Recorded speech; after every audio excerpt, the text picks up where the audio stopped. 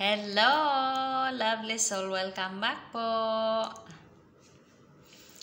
Alam niyo po, lovely soul, I used to be yung mahiyain. Kasi, alam niyo yung tipong kapag may pagtitipon or salo-salo, ako po yung klase ng tao na nandun lang sa isang sulok. Yung pangiti-ngiti, patingin-tingin. Kasi nga po, mababa yung tingin ko sa sarili ko. Yung isa sa mga dahilan is yung hindi ako nakatapos ng pag-aaral. Yung ang tingin ko sa sarili ko is hindi ako makaka-relate or hindi ako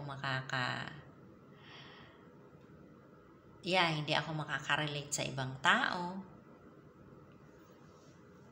And yung katayuan din po namin sa buhay. Kasi 'di ba, alam niyo naman po yung sa mundo natin ngayon is yung karamihan tumitingin sa katayuan ng buhay. 'Di ba? Pero lahat po ng 'yon, ngayon na na-awaken na ako, lahat po palang dahilan ko na yon, na iniisip ko na yon, isa isip ko lang yon, yung aking ego. Okay? Kaya nga po, di ba, sinasabi ko doon sa ibang video ko na kapag pinakinggan mo yung ego mo, is mapipigilan ka nito. Okay? Mapipigilan ka nito na mag-expand. Kasi, yung ego mo, ang sasabihin sa'yo, yun nga yung hindi ka makaka-relate sa ibang tao, na hindi mo kaya. Kumbaga lahat ng negative yung sasabihin sa'yo ng ego mo, ng isip mo bilang tao. Yun yung sasabihin ng ego mo sa'yo, lahat ng mga negative, okay, ng isip mo. Ikaw lang yun bilang tao. Pero once na nagiging aware ka,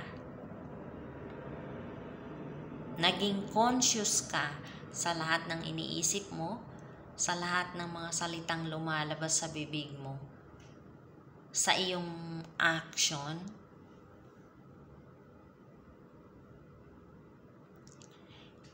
hindi mahalaga kung may natapos ka man, kung nakatapos ka man sa pag-aaral o hindi. Kung nakatapos ka, congratulations. Kung hindi naman, congratulations din. Kasi, once na naging aware ka sa connection mo sa source, once you are aligned with the source, you can do everything. Magagawa mo lahat. Kasi you are one with the source. You can co-create your life with the source. Okay po, lovely soul? So, hindi mahalaga kung nakatapos ka ng pag-aaral or hindi mahalaga kung ano man yung katayuan mo sa buhay. Okay? I-expand mo yung consciousness mo. Maging aware ka. You are aligned with the source. Magagawa mo lahat. Okay? And once na naging aware ka, once na nag-expand na yung consciousness mo, yung happiness na mararamdaman mo dito sa puso mo, hindi mabibili. Hindi mapapalitan ng kahit na ano paman. Once na nangibabaw yung pagmamahal, sa pagkatao mo, sa buong katauhan mo. Okay po, lovely soul? So, remind yourself,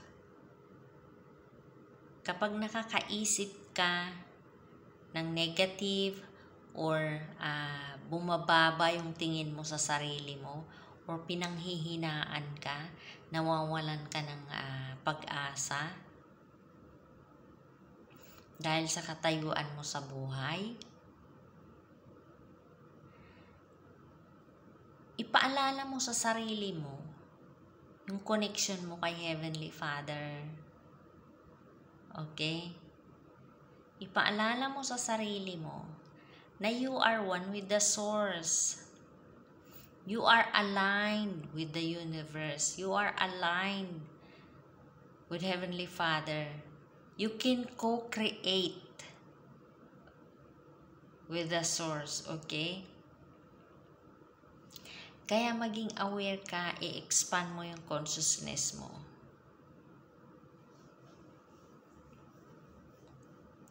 Ikaw pa, you are love.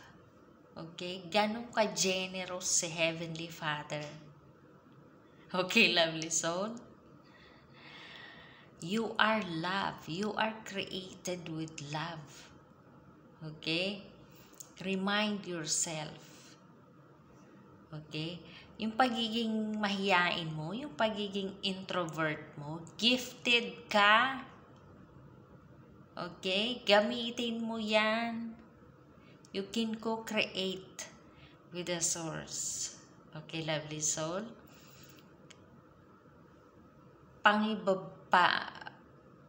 Pangibabawin mo sa buong katawan mo yung pagmamahal at magagawa mo lahat. Okay? So, yun lamang po. Thank you for watching. God bless and I love you.